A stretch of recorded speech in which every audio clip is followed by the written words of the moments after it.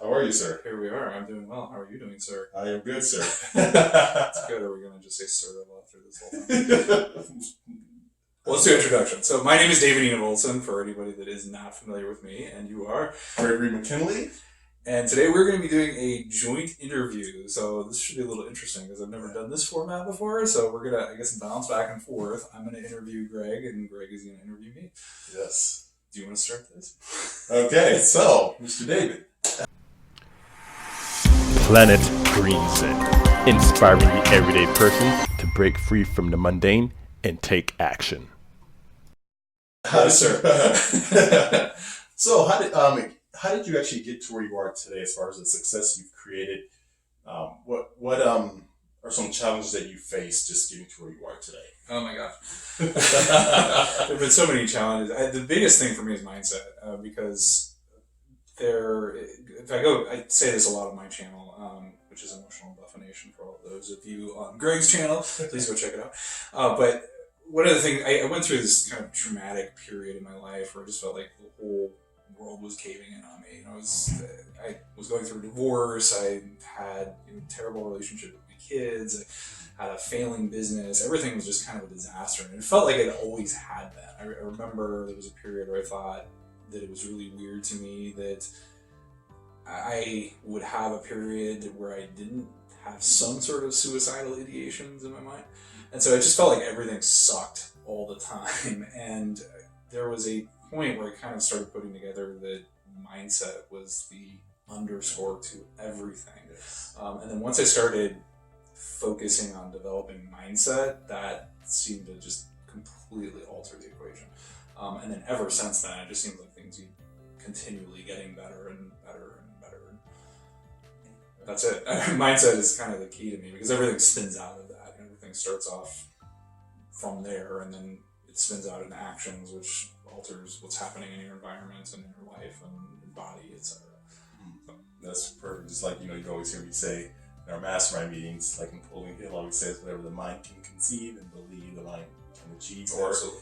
Even the other way around, if you think something negative, and it will bring that more into your life as well. So everything, even in this room, if you do a 360-degree turn around this room or outside, wherever you are, everything that you see started in someone's mind. It just stuck with it until it became a manifestation in a real form of reality. So absolutely. And there were long periods where I just felt like a failure, and I became a failure. And just when I was doing nothing but dwelling on that particular idea, it just didn't end well for me. So it wasn't until I started changing what was going on in my head that anything started to change. Oh man, it's powerful. And I guess just since you mentioned that, I mean, for anybody listening or watching, Greg and I met each other through a mastermind that we do. Maybe I'll pitch that as my question to you. What is a mastermind, and how do you find that, or what kind of benefit do you get out of it?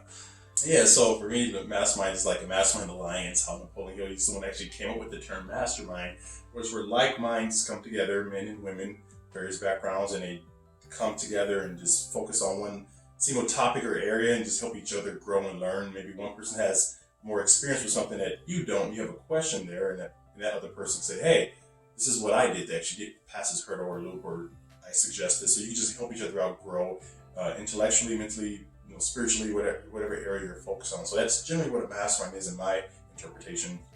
And the benefit that I get is just kind of people like David and various other minds in that room, because I can learn from those guys. They give me a different way to look at things. I may suggest something and David will be like, wait, well, I disagree with you, obviously in like a respectful manner, but when he says things, I'm like, wow, okay, I never looked at it that way. So thanks for sharing your thoughts. So I just get perspective and just different insights from various backgrounds on a mastermind to help me grow myself and my business. What about yourself? So back at me again. We should probably explain who we are and what we're doing after this one. But yeah, okay. So we kind of just jumped into the substance here, but very similar concept. There's this idea that you're coming together with a bunch of other people that all kind of want the same basic things, but we've all got very different perspectives. And when you start pitching a problem, or even if it's just getting reinforcement on ideas that you're already, or a pathway you're already going on, that just seems to have a profound impact in whatever it is you're trying to accomplish. I feel like being in this mastermind that we've been in has been extraordinarily helpful to me, just in terms of things like accountability. I mean, because in our particular mastermind, we talk about the goals we're going to do, and kind of come back and report on whether or not we accomplished the things we were setting out to do. So just focusing, hearing different perspectives, I mean, all of that has been really huge. And it's a Napoleon Hill concept, but it's, tested and true, and it's extremely effective. And if you surround yourself with the right people, it can really launch you forward, I think.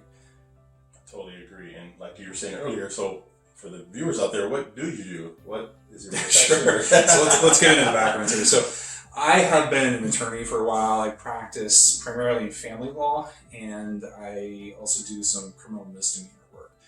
In the family law context in particular, it sent me into this kind of what is currently a side project for me. I've looked a lot at conflict, because in family law I'm dealing with divorces and fights over custody, and it's people at their worst most of the time. There's an old adage in the legal community that criminal law is bad people at their best and family law is good people at their worst, because people just completely unravel, they lose their minds, and they just do goofy things. They very frequently sabotage themselves.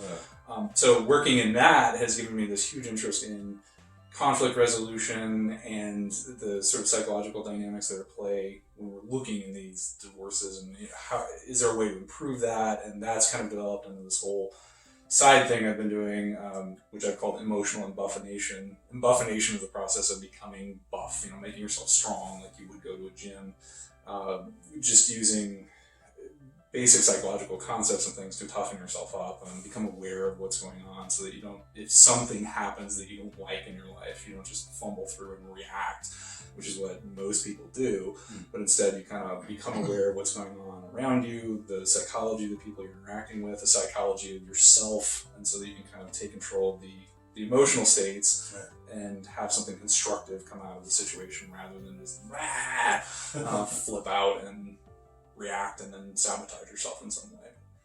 Awesome. Wow, it's powerful. And I guess I'll go into my quick little intro. So let's do you now. For me, obviously you have a YouTube channel that's more of an inspirational, educational channel, where I just like to help people break free from the mundane and take action. That's one of my catchphrases, I say, because again, me growing up in a certain type of environment, then learning how to change my mindset, then results started to change my life, and I'm like, wow, why doesn't everyone do this? Why aren't we taught this in school? So I just want to inspire people to just pursue their dreams, whatever they feel they want to do. So by the time it's their transition to whatever is the next phase, that you don't have any regrets, because like I lived my life, I helped people, I left a legacy for other people to be able to continue on and just benefit from. So that's the purpose of my channel. Also, I do real estate investing, multifamily apartments, and some wholesale things on some smaller complexes, but a little bit of affiliate marketing too. But yeah, that's pretty much me in a nutshell. I'm going to go out of sequence here. I'm just going to I want to continue with that for a second. What took you down that path? I think I kind of spoke to that on my end. Like, where did you just get up one day and you say, I'm going to start a YouTube channel and inspire people?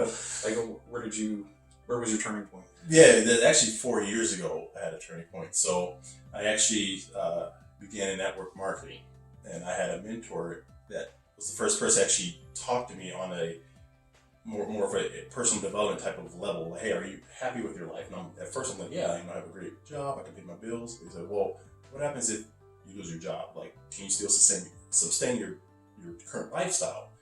And it just got me to start thinking things that I've never thought about. I don't talk about with friends or family. These are sensitive topics that you really don't talk about. You just kind of keep in the back of your mind. So it kind of got to these layers, like an onion, peeling back layers, question after question that was deeper and deeper. And then he had me read a book by Robert Kiyosaki. It wasn't Rich Dad Poor Dad, but it was the concepts of Rich Dad Poor Dad, the cash flow quadrants, and that has some like network marketing in the book. But the first half of the book is what it got the light to switch 4 years ago. And then as I started to work on that and I transitioned to where I am now, then I said, you know what? More people need to actually know that they can accomplish whatever they want, because a lot of people just don't know. They were never taught this. Their environments doesn't promote this type of thinking. It's more just like suppressed or like negative, or just, hey, this is what you were born into. This is the cards you were dealt, so you have to just play with these cards.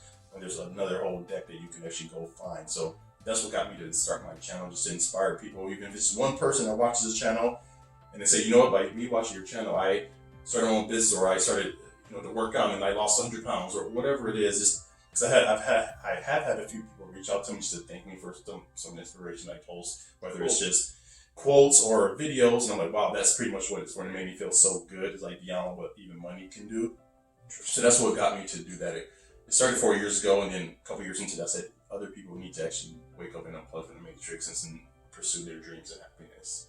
So that's what got me to do that. I hear you say that. I'm sorry, I feel like I'll give you the reins right back after this. I feel like that was it. That was it. No, that's a phrase you say all the time. I know from having interacted with you, the unplug from the matrix. What do you mean by that?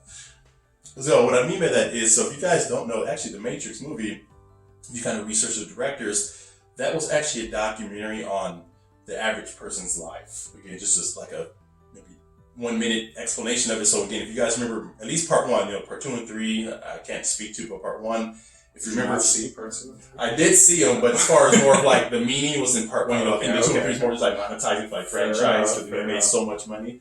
But if you think about it, guys, so this is what happened. Neo, if you remember the opening of the movie, he was just in like a mundane office job, just sitting there. And he knew he wanted more in life, but he just didn't know what to do or didn't know how to pursue it. He just had this thought in the back of his head, like there has to be more to this. He gets a call from Morpheus, goes to his journey. Then once he connects to Morpheus, he gave him a choice. So you have the blue or red pill. And one pill would pretty much take you on this journey that you can't really go back to your mundane life. You have to keep pursuing this unknown, this uncomfort, this fear, but it leads you to greatness. Or you take the other pill, you just forget this and just go back to your mundane life. So he chose to take the pill that actually unplugged him from the matrix, and because most people are plugged into this computerized system in the movie, they have no idea they are.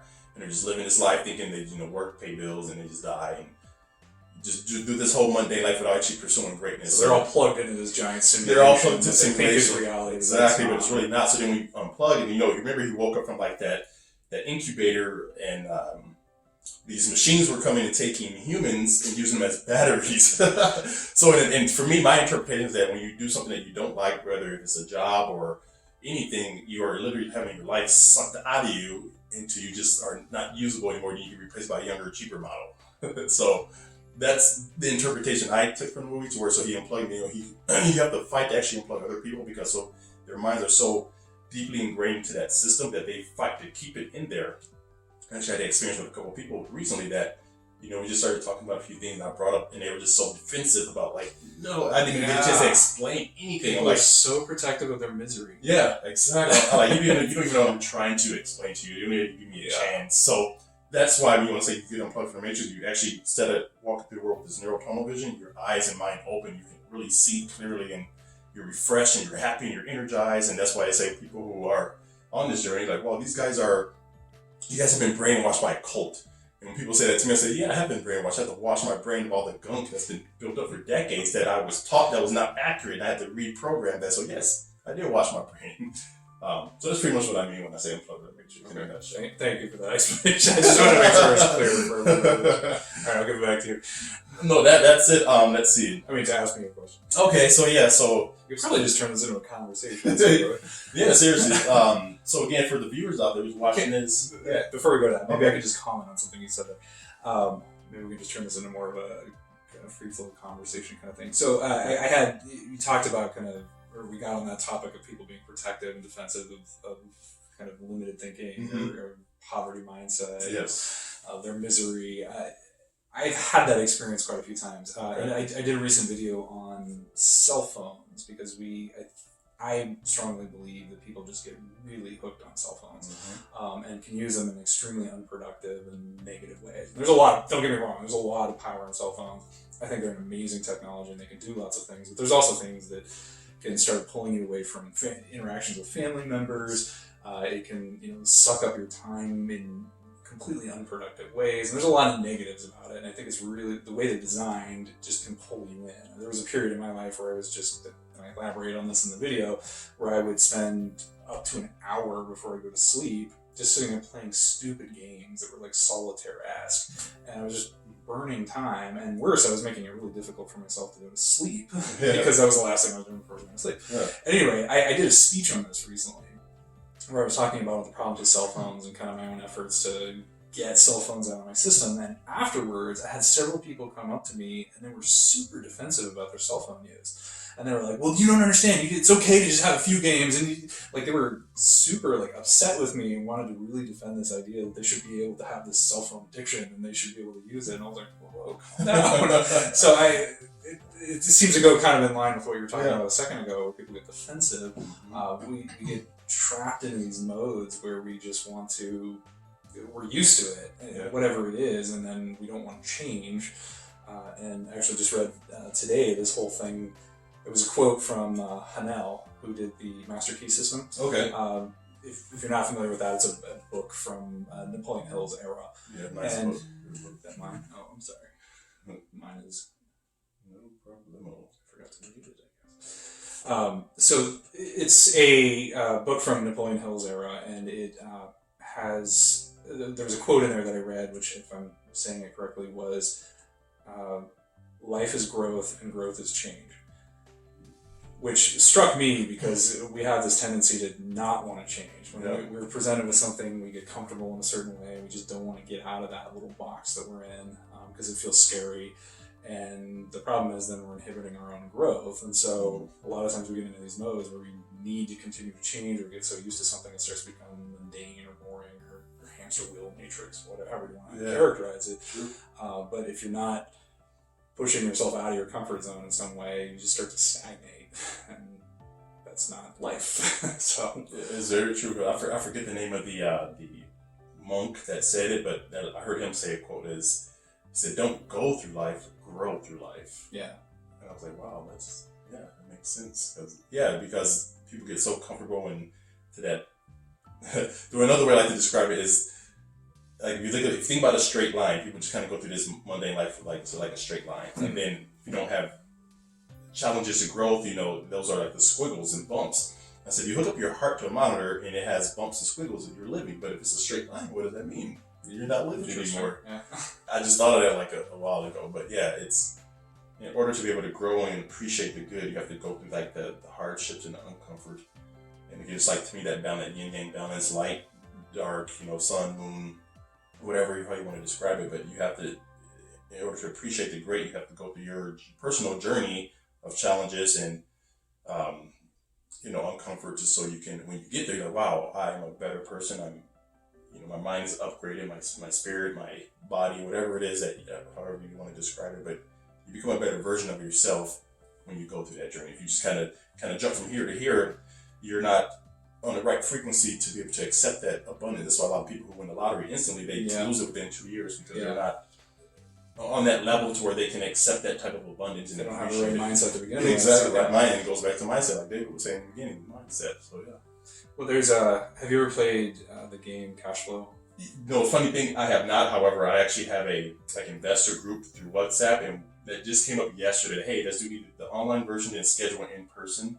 Yeah. So I haven't played it personally yet, but I'm going to. In the game, so the basic idea, it's another Kiyosaki product. It's one of the original Kiyosaki products.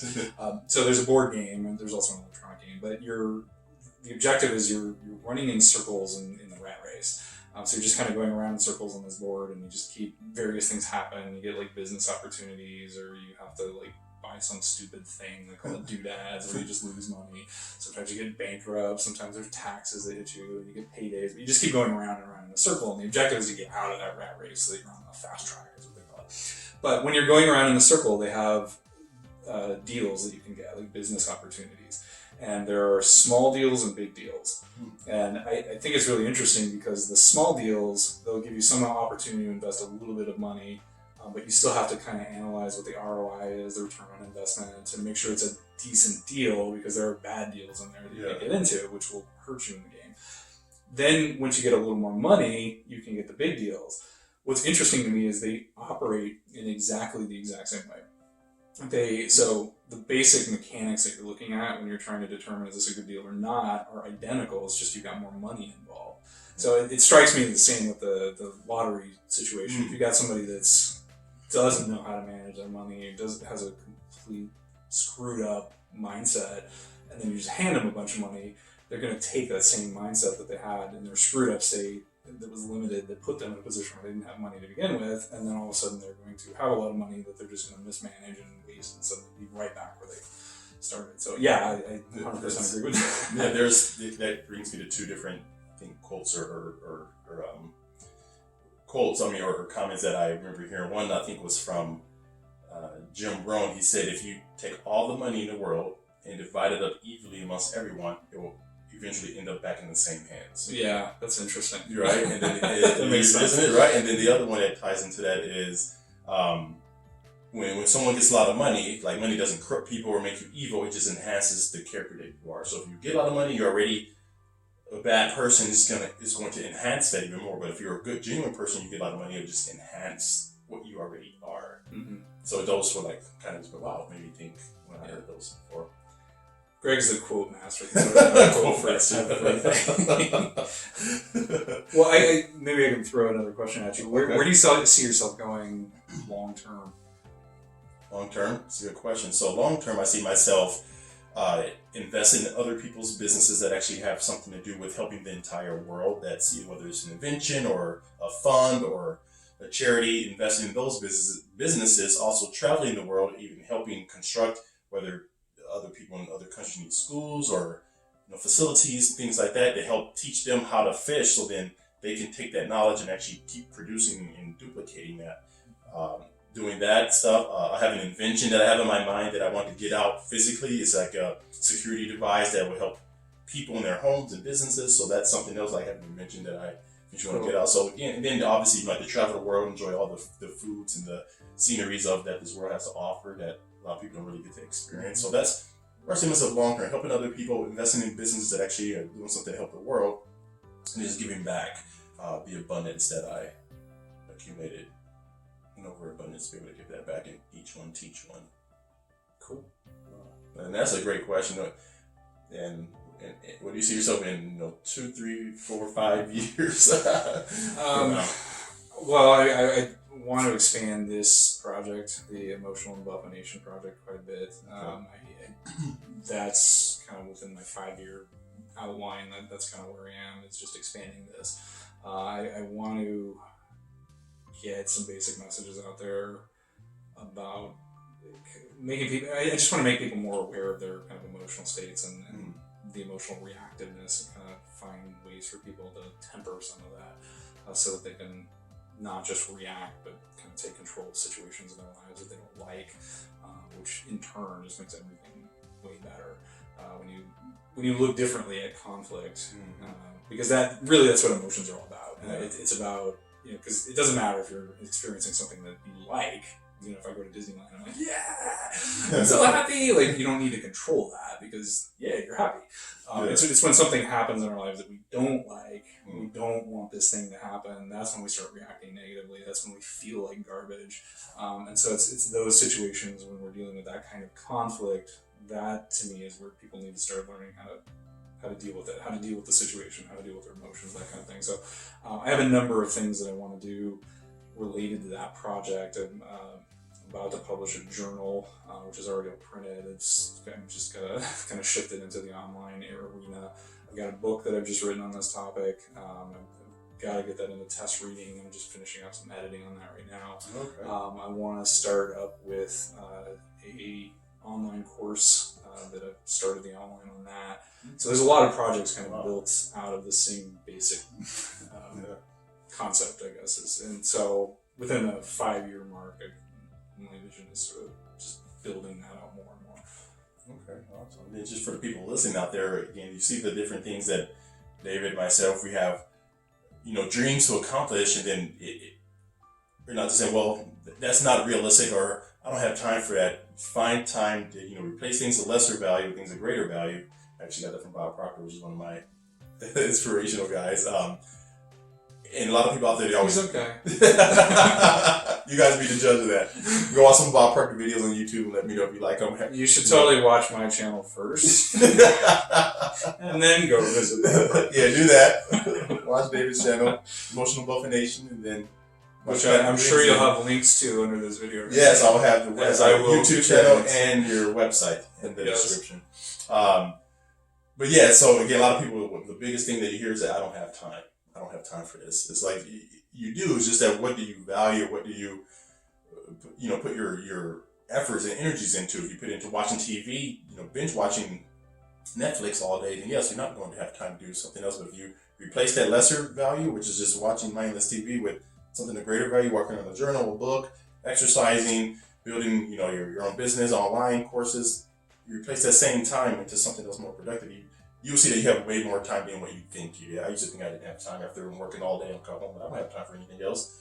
Like I do all these videos and meetings and meetups, all this stuff. Like, wow, I have so much time that I had to discover because I just replace things of lesser value with things of greater value. That's the way I like it. I also think there's a sort of snowballing effect that comes from, when I go and taking this back to the mindset again, the mental approach you're taking to whatever it is that's going on can kind of mushroom out of control. For example, if I come home and I just start thinking, I'm so tired, like I can't do anything but watch Netflix, and then you start watching Netflix or whatever, video games or whatever it is you're doing, and then you start feeling even more tired. Not only are you bombarding yourself with this message that you're tired, but you're doing things that are going to make you even more tired, and then all of a sudden you're tired. And so then you start saying, I don't have the time because I need that time to recharge or something, when you're kind of doing things that are already depleting you by the mental framework that you're coming into it with, as opposed to, I'm getting home, it's like, yeah, time to go do this thing, which creates a different level of energy that then gives you the energy you need to go accomplish whatever it is you want to accomplish, a book or a YouTube channel or interviews or meeting Bob Proctor or whatever it is. Yeah. But I agree with you. I know I'm just kind of expounding on the. I appreciate that. Thank you. And any final words you want to give to the audience? Again, guys, we put this video together. Just wanted to collaborate, kind of freestyle this to see how it will go, and let us know if you want us to do a part 2 in the comments below. I want a part 2. And 3. This David's so amazing. Oh my god, I can't get another David. I mean, if you want, I guess I could do a part 2. Whatever. Let us know. You guys He's are the so decision. dreamy. You guys are the decision makers. You tell us the end of the day. Come on. Look at this. Right? You guys want to see part 2 with that face over there? Yes. Any parting words of wisdom? I don't know. All of this in my mind is an ongoing journey, as you're aware. I mean, there's always, life is growth. Growth is change. I'm going back to that same quote there, and I feel like I'm always learning new things on this, and it's something you have to keep doing all the time. Going back to quotes, there's a Zig Ziglar quote I really like, where he says, people say that motivation doesn't last, but neither does bathing. That's why we do it every day. If you want your life to be better, this has to be an ongoing project. You have to be constantly coming back to it. You have to be doing things actively all the time. Just like when you go to the gym. You don't go to the gym one time and say, I'm buff. You keep working on it. And the same thing is true of growth, of emotions, of any of these things. Like, you just have to make it a mission that, even if it's a smaller part of your overall life project, I mean, you got to do something to keep yourself moving forward, and on a regular basis, you got to make it a habit, so that you do grow. I guess that's my parting words of wisdom. How about you? What's your parting words of wisdom? My parting words would be, just don't let fear paralyze you from accomplishing your dreams and goals. You got to break through that terror barrier, push through the resistance like a rocket ship that's going to space. Because think about it, the rocket ship takes millions of gallons of thrust to lift up, and the gravity is trying to hold it down, but then it pushes through the atmosphere, and once it goes to space, you can just do one little spark or thrust, and it can go forever in the direction. It takes less effort, minimum effort. So once you get through that resistance, in the beginning it's hard, and it seems like the world's against you and you can't do it, but just you push through that, you're literally 3 feet from gold. So if you guys don't know that story, I've explained it in many different videos before, but that's my parting words. So don't let fear hold you rich. Yes. With Napoleon Hill, which if you haven't read it, you should totally read it. Yes, read that book. And then I guess one last thing, if anybody wants to get a hold of you, I'm not sure, we'll have links and everything, I'm sure, but just orally, how do people reach out to you? If people want to get a hold of me, they come to my YouTube channel, Planet Green Zen, and that's Zen, Z-N, planet, like the world we live on. Green is in the color, and Zen, Z is in zebra, E is in Edward, and as in Nancy. PlanetGreenZen.com, Planet Green Zen YouTube channel, YouTube.com/PlanetGreenZen. You can get it kind of either one of those ways is fine. And yourself, sir? If you want to get me, I am at Emotional Embuffination is my YouTube channel, which again, I'm sure there'll be links for this. You can go to either emotionalembuffination.com or just embuffination, which is much easier to type out, .com. And, I've got links to the YouTube channel there, and there's various blogs, there's other resources. I'll have the journal available on there. So there's lots of stuff there. So check it out, embuffination.com. If you guys can't spell it, don't worry, I'll just have a link. You just click on it, it takes you right to it. It's a weird word of my own creation. But once you're spending lots of time there, you'll know it. Yes. Well, thank you, sir. This was a great. Yeah, thank you. I appreciate it. Yeah, Thanks no for your problem. time. So you guys have a great day, and we'll talk to you soon.